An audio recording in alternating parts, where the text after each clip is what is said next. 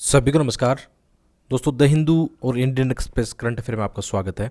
और आज हम यूपीएससी प्री और मेंस के हिसाब से दो अच्छे आर्टिकल देखने वाले हैं जहां से आप अपने आंसर में वैल्यूएशन कर सकते हो। तो जो सबसे पहला जो आर्टिकल है ब्रिजिंग द गैप, ये है आपने देखा होगा कई बार इंडेक्स काफ़ी ज़्यादा चर्चा में रहते हैं, प्रीलिम्स और मेंस के एग्ज़ाम दोनों में आते हैं। तो जैसे हाल ही में जैसे एक जो इंडेक्स है कौन सा, जेंडर गैप रिपोर्ट 2023 है, ये रिपोर्ट चर्चा में रही है। और इसमें जैसे भारत का कौन सा स्थान रहा है, पहले कितना स्थान था, ये काम आता है प्रीलिम्स एग्जाम के लिए। बाकी इसके जो आउटकम है, जो कीवर्ड है, जो इनका एनालिसिस है, वो आपकी मेंस के एग्जाम में आप एज एग्जाम्पल इस्तेमाल कर सकते हो। तो ये टॉपिक मेंस में कहाँ आपके मैच करता है, सोसाइटी और सोशल जस्टिस के अंदर ये टॉपिक काम आ सकता है। तो हाल ही में जो जेंडर गैप रिपोर्ट जो है एनुअल है, वार्षिक जो है 2023, अभी हाल ही में इसके डाटा आए हैं और इसमें भारत की जो स्थिति है उसमें काफ़ी सुधार देखा गया है। जैसे 146 देशों में से भारत की रैंक कौन सी है, 127, यानी लास्ट ईयर से इसमें अच्छा सुधार देखा गया है। ये हमारे लिए अच्छी बात है, लेकिन अभी भी इसमें बहुत सारी समस्याएं हैं, विशेषकर भेदभाव को लेकर कई सारे पॉइंट इसमें देखे जा सकते हैं। तो साथ में आपको ये भी पता होना चाहिए कि सूचकांक के कौन से जो कीवर्ड है, इंडेक्स कौन से इनके मार्कर, यानी जिसको हम मापदंड कह सकते हैं, कौन से इसमें चार मतलब होते हैं। एक इकोनॉमिक जो भागीदारी है, ठीक है, और अवसर, दूसरा है शिक्षा प्राप्ति, स्वास्थ्य और उत्तरजीविता और राजनीतिक सशक्तिकरण। ये चार इसके प्रमुख मतलब बेस कह सकते हो, केंद्र बिंदु कह सकते हो। इनके आधार पर ही ये सूचकांक बनता है। तो इनके आधार पर हमें ये देखना होगा कि हमारे समाज में महिलाओं की क्या स्थिति है, क्या उनको शिक्षा के अधिकार मिल रहे हैं, क्या उनकी स्वास्थ्य की स्थिति अच्छी है, या उनको रोजगार के अच्छे अवसर मिल रहे हैं। तो इनके दृष्टिकोण से हिसाब से हमें ये देखना होगा। तो जैसे हम भारत की बात करें तो भारत में हम जानते हैं कि शिक्षा और राजनीतिक सशक्तिकरण को लेकर अच्छा प्रयास किया गया है।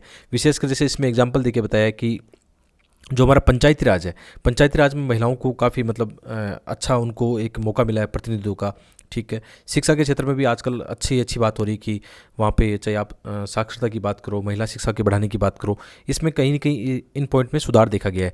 लेकिन जहाँ पे बात आती है, जैसे केंद्रीय स्तर पर हम बात करते हैं या राज्य की जो विधानसभा है या संसद की बात करते हैं, तो वहाँ पे महिलाओं की जो भागीदारी वो बहुत कम है। आपने देखा होगा इनका जो विधेयक है वो काफ़ी पेंडिंग है महिलाओं को आरक्षण को लेकर, उस पर उतना ध्यान नहीं दिया गया है। तो इसमें ये भी बताया गया कि एक तरफ चलो ठीक है, बात मानते हैं, लेकिन अभी भी काफ़ी इसमें सुधार की संभावना है। साथ में जैसे इसमें हम बात करें आर्थिक भागीदारी और अवसर की बात करें, तो इसमें हम देख रहे हैं कि निश्चित रूप से महिलाओं की स्थिति इसमें सुधार हो रहा है। लेकिन अभी भी मतलब कई जगह आपने देखा होगा जो समान कार्य के लिए समान जो वेतन है उसकी समस्या ही देखने को मिलती है। इसके अलावा जैसे बहुत जगह तो हमारा ये रहता है कि पेट्रियार्की सिस्टम रहता है, तो उसमें क्या होता है उतनी अपॉर्चुनिटी नहीं मिल पाती, घर से बाहर जॉब करने की जो अपॉर्चुनिटी है वो नहीं मिल पाती है।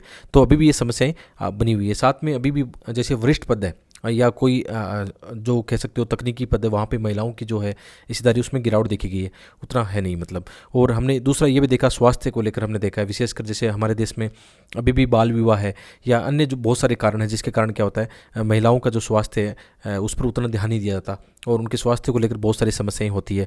साथ में जैसे हम जानते हैं कि भारत के अंदर जैसे जन्म के समय जो लिंगानुपात है उसमें भी काफ़ी समस्याएं देखने को मिलती है, ठीक है। तो ये बहुत सारे कीवर्ड है जिनको बताया गया है। और हमने ये भी देखा है कि बहुत सारी महिलाएं जो घर पे काम करती है, अवैतनिक कार्य करती है, उनका जीडीपी में ये जो कार्य है उनको गिना नहीं जाता। तो ठीक है, ये भी एक समस्या देखने को मिलती है। इसके अलावा हमारे यहाँ बहुत सारी समस्याएं, चाहिए हम जैसे खराब जो मातृत्व या बाल स्वास्थ्य की बात करें, इनका संबंध ये भी सही है कि इनका संबंध जो बाल विवाह उसके साथ देखा गया है। बहुत सारी पोषण को लेकर समस्याएं हैं। तो कहीं ना कहीं इनके जो जिम्मेदार कारक हैं उसमें पेट्रियार्की वाले जो कारक है या सांस्कृतिक जो मानदंड है, विवर्ती है, लोगों का व्यवहार है, परिवार का जो व्यवहार है, वो भी साफ नजर आता है। और महामारी के बाद भी देखा गया था कि मतलब जो महिलाओं का रोजगार में स्थिति है उसमें कमी देखने को मिली है। तो ये भी एक समस्याएं देखने को मिलती है। तो ये तो हमने जो आउटकम है इसका, जो रिपोर्ट के अंदर जो कीवर्ड निकल रहे थे विशेषकर भारत के दृष्टिकोण को लेकर, ठीक है। या तो कभी कभी ऐसा हो सकता है कि डायरेक्ट ऐसा क्वेश्चन बन जाएगा इस रिपोर्ट के आधार पर, या ऐसा क्वेश्चन नहीं भी बनता है तो आप अपने से, जैसे ऐसा कोई क्वेश्चन आता है मेंस के एग्जाम में, ऐसा क्वेश्चन आता है तो इंट्रोडक्शन पार्ट में ये डाल दो। आप कौन सा क्या बताओगे, जो हाल ही में जो जेंडर गैप रिपोर्ट 2023 प्रकाशित हुई है उसमें भारत में महिलाओं की स्थिति को लेकर कई चीज़ें सामने आई है। तो ये आप अपनी तरफ से इंट्रोडक्शन में बता दो, या जहाँ पे कहीं सजेशन आप देते हो या कंक्लूजन जो पार्ट होता है उसके अंदर भी ये चीज़ें बता सकते हो, ठीक है। तो इसमें अभी सुधार होना बहुत ज़्यादा, मतलब आप कह सकते हो हर एक सेक्टर में सुधार होना बाकी है, ठीक है। धीरे धीरे ये सुधार हो रहा है, नो डाउट, ठीक है, लेकिन अभी भी काफ़ी ज़्यादा सुधार होना बाकी है। तो ये रिपोर्ट प्री के हिसाब से भी आपके काम की है। जैसे ये कौन जारी करता है, विश्व आर्थिक मंच जारी करता है, वार्षिक स्तर पर ये इसका 17वां संस्करण है, ठीक है। 146 देशों की इसमें लैंगिक समानता की रिपोर्ट इसमें बताया गया है। इसमें सूचकांक 0 से 1 होता है, ठीक है। तो इसमें जैसे आइसलैंड है वो लगातार 14 वर्षों से टॉप पर है। इसके अलावा भी जो अन्य देश है, नॉर्डिक देश है, नॉर्वे, फिनलैंड, स्वीडन, उनका मतलब इसमें काफ़ी रिपोर्ट में उच्च स्थान देखा गया है, ठीक है। तो ये प्रीलिम्स में काम आ सकता है। बाकी जैसे भारत है और भारत के जो पड़ोसी देश हैं उनकी भी यहाँ पे डिटेल में दी गई है, इनको आप आराम से पढ़ लेना। जो प्री एग्जाम में से स्टेटमेंट बन जाएंगे तो ये काम आ सकते हैं, ठीक है। और प्री एग्जाम में 2017 में क्वेश्चन आ भी चुका है, ठीक है। ग्लोबल जेंडर गैप जो इंडेक्स है कौन जारी करता है? विश्व आर्थिक मंच। तो ऐसे क्वेश्चन लगातार प्री एग्जाम में आते हैं, आपको भी ध्यान रखना है। अब थोड़ा सा पैटर्न चेंज हो गया तो सामान्य स्टेटमेंट क्वेश्चन वाले कम होते हैं, बाकी इसके अंदर वाली चीज़ें काफ़ी पूछी जा सकती है। मेंस के एग्जाम में भी ऐसे क्वेश्चन आते हैं महिलाओं को लेकर GS2 के अंदर, ठीक है। तो उसके अंदर ऐसे आइडियाज़ आप प्रेजेंट कर सकते हो, एग्जाम्पल के रूप में इनको यूज़ कर सकते हो। सेकंड जो आर्टिकल, बहुत अच्छा आर्टिकल है, इंडियन एक्सप्रेस में आया था ये, भारत और US का जो रिलेशन उसको लेकर आया था। ये टॉपिक कहाँ काम आएगा? आपके अंतर्राष्ट्रीय संबंध GS2 में काम आएगा। और वैसे भी जो अंतर्राष्ट्रीय संबंध आप कई बार पूछते हो कि इसके लिए क्या पढ़े, तो मेरा तो ये मानना है कि यार जो भी क्वेश्चन देखने को मिलते हैं पिछले वर्षों में वो आपके न्यूज़पेपर से कवर हो जाते हैं। बहुत सारे बच्चे ये सोचते हैं कि इनका बेसिक कहाँ से पढ़े, तो बेसिक के लिए आप एक बार देखना एक 12th की NCERT IR की अंतर्राष्ट्रीय संबंधों की, तो बेसिक अंडरस्टैंडिंग इन शब्दों को लेकर, IR की एक शब्दावली होती है उनको लेकर, ठीक है। जैसे यथार्थवाद होता है, आदर्शवाद होता है, सामूहिक सुरक्षा होता है, ऐसे कीवर्ड होते हैं बहुत सारे, है ना। तो ये कीवर्ड कहाँ मिलेंगे आपको? बेसिक NCERT आप पढ़ सकते हो। इससे ज़्यादा पढ़ने की आवश्यकता नहीं है आपको, किसी कोचिंग लेने की या कोई कोचिंग के बहुत ज़्यादा नोट्स पढ़ने की आवश्यकता नहीं है।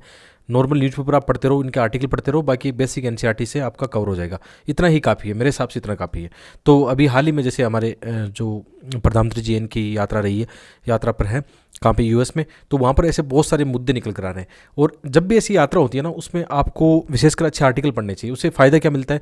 ना केवल हमारी भारत की जो विदेश नीति है उसका भी पता लगेगा, बल्कि जो US की भारत के प्रति क्या विदेश नीति है उसका भी पता लगता है। और विदेश नीति के जो कीवर्ड है, आप मेंस के एग्जाम में ऐसे बहुत सारे क्वेश्चन आते हैं जिनमें आप प्रेजेंट कर सकते हो। तो अभी हाल ही में जैसे वहाँ पे बताया गया कि जैसे व्हाइट हाउस में मतलब जो मीटिंग हो रही थी, बात हो रही थी, उसमें ये चर्चा निकल के आई है। जैसे विशेषकर US का ऐसा मानना है कि जो हमारे रिलेशन है अब दिन प्रतिदिन गहरे होते जा रहे हैं, हम एक अच्छे दोस्त बनते जा रहे हैं। उसमें ये भी बात सही है कि आप हमेशा अंतर्राष्ट्रीय संबंधों में देखना, इंटरनेशनल रिलेशन में हमेशा ये ध्यान रखना कि जो नेशनल इंटरेस्ट होते हैं, किसी भी देश के नेशनल इंटरेस्ट होते हैं, उसी के हिसाब से उनके रिलेशन बनते हैं। ऐसा कहते हैं कि अंतर्राष्ट्रीय संबंधों में कोई जो संबंध है वो स्थायी नहीं होता है, बल्कि अपनी सिचुएशन, अपने नेशनल इंटरेस्ट के हिसाब से बदलता रहता है। जैसे इंडिया की हम बात करें, एक समय हमारा रिलेशन रसिया के साथ बहुत मजबूत था, जो भी हमारा व्यापार था या जो पॉलिटिकल या कल्चरल जो रिलेशन था हमारे साथ रसिया के साथ बहुत अच्छा था। लेकिन आज की सिचुएशन क्या है? आज की सिचुएशन ये है कि हम जानते हैं कि इंडो पैसिफिक में चीन क्या कर रहा है, थोड़ा पावरफुल बनने जा रहा है, और चीन कई बार भारतीय सीमा पर भी मतलब कहीं ना कहीं अतिक्रमण करने की कोशिश करता है। तो रूस और चीन थोड़े गहरे मित्र हैं। अभी यूक्रेन युद्ध में भी ये देखा गया था, रूस और चीन का थोड़ा याराना ज़्यादा मजबूत देखा गया था।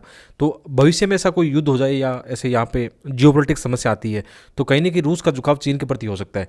तो भारत को भी एक ऐसा मतलब इस क्षेत्र में एक मजबूत साथी चाहिए, ठीक है। मजबूत साथी यहाँ पे आजकल कौन उभर के आ रहा है? US उभर के आ रहा है। तो ये सब चीज़ें आपको क्लियर होनी चाहिए कि अंतर्राष्ट्रीय संबंधों में किन देशों के साथ हमारे रिलेशन बढ़ रहे हैं। और इसमें साथ में देखो, हमारी विदेश नीति आप जानते हो, आपको अपनी विदेश नीति के बारे में पता होना चाहिए कि हमारी विदेश नीति क्या है। स्वतंत्र है, संप्रभु राष्ट्र हम, ठीक है। तो हम किसी के दबाव में नहीं है। जैसे आज इंडिया के रिलेशन देखना, आज का युग क्या है? मल्टी जो अलाइन बोलते हैं जिनको, या बहुध्रुवीय विश्व है। बहुध्रुवीय का मतलब है आज कोई एक सुपर पावर नहीं है, आज इकोनॉमिक तकनीकी दृष्टिकोण से अनेक देश सुपर पावर है। तो भारत के संबंध नो डाउट US के साथ अच्छे होंगे, ठीक है। तो भारत के संबंध रूस के साथ भी अच्छे होंगे।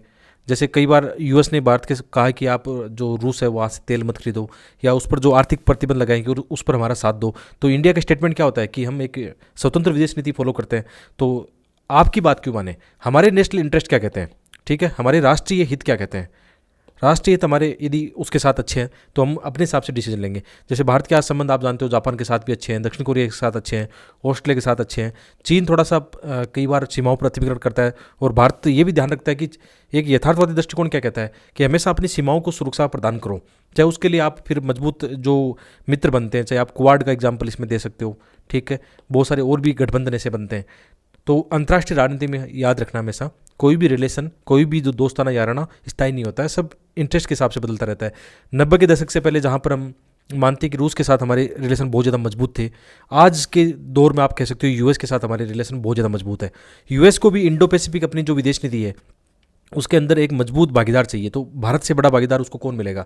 तो ये एक विन विन सिचुएशन है। कई बार आईआर में आप कीवर्ड पढ़ते हो ना, विन विन सिचुएशन है, ये दोनों के लिए मतलब एक दोनों के एक दूसरे के साथ जुड़ना अच्छी बात है। तो इस प्रकार आपको विदेश नीति पता लगेगी, कैसे अच्छे आर्टिकल पढ़ोगे आप, जो ये हमने समझने का प्रयास किया है। तो इस आर्टिकल में काफ़ी दिया गया है, और लगातार आप अच्छे आर्टिकल पढ़ते चले जाते हो तो आपकी एक समझ बन जाती है। और विशेषकर जब आप इंटरव्यू देने जाते हो, तो इंटरव्यू में आईआर के संबंधों पर काफ़ी क्वेश्चन कई बार रहते हैं। हमेशा एक फिक्स उनका रहता है ये पैटर्न कि भारत यूएस, भारत रूस को लेकर, भारत अफगानिस्तान को लेकर, या भारत के पड़ोसी देशों के साथ भारत की विदेश नीति क्या है।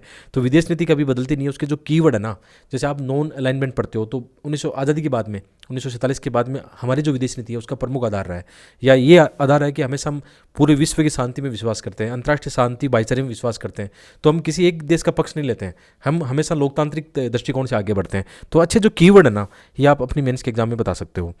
ठीक है, तो साथ में ये भी है कि जैसे जब भी ऐसी बात आती है तो हमेशा लोकतंत्र और निरंकुशता की बात होती है।